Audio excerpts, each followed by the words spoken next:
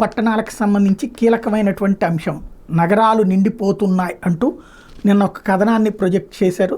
అందులో కేశవ్ వర్మ కమిటీ సిఫార్సు పట్టణీకరణ మీద 2047 నాటికి 80 కోట్ల మంది పట్టణాలకు చేరతారు, జనాభాకు తగ్గట్టుగానే స్థానికంగా నిధులు సమకూర్చుకోవాల్సినటువంటి అవసరం ఉందన్నటువంటి అంశాన్ని హైలైట్ చేశారు. అయితే ఇక్కడే అత్యంత కీలకమైనటువంటి అంశం గుర్తుపెట్టుకోవాలి.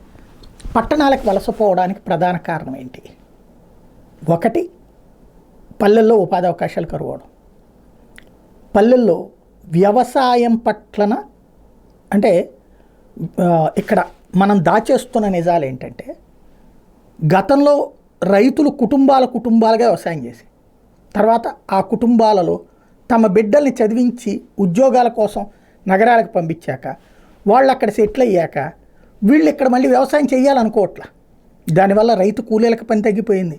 దాంతో రైతు కూలీలు పట్టణాలకు వెళ్తున్నారు. రెండో పక్కన ఈ రైతులు కూడా ఎవరో ఒకళ్ళ కౌలుకి ఇచ్చేసుకుని పట్టణాలకు వలస వెళ్ళిపోతున్నారు, వాళ్ళ పిల్లల దగ్గరికి వెళ్ళి సెటిల్ అవుతున్నారు. ఇది 2 నిజాలు.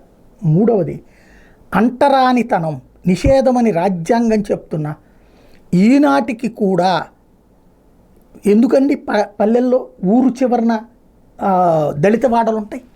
ఎందుకని ఆ దుర్మార్గమైనటువంటి పరిస్థితి? ఎంత చదువుకున్నా, ఎంత ఉన్నత స్థితికి చేరినా వాళ్ళని వివక్ష చూపెట్టడం అన్నటువంటిది పల్లె ప్రాంతాలలో అత్యధికంగా ఉంది ఇప్పటికి కూడా. పట్టణ ప్రాంతాలు అయితే మన పక్కన ఏ కులం అనేది అడిగేవాళ్ళు తక్కువ. ఇంకా పట్టణాల్లో కూడా కొంత ఉంది, లేదని నేను చెప్పను. నగరాలలో అయితే చాలా తక్కువ, ఒక 5% ఉంటే గ్రేట్. పట్టణాలలో 15-20% ఉంటుంది. బట్ పల్లెలలో 100కి 80-90% ఉంటుంది.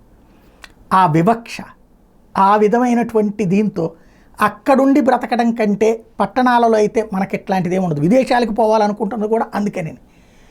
ఇది మార్పు చేయాలి. అందరం సమానమే, కోస్తే అందరికి ఒకటే రక్తం వస్తుంది, కులాన్ని బట్టి రక్తం ఉండదు అన్నటువంటి విషయాన్ని తెలియచేయాలి. అందరం సమానమేనన్నటువంటి విషయాన్ని తెలియజేయాలి. ఇది కనుక చెయ్యకపోతే పట్టణీకరణ, నగరీకరణ, విదేశీ వలసలు పెరిగిపోతాయి.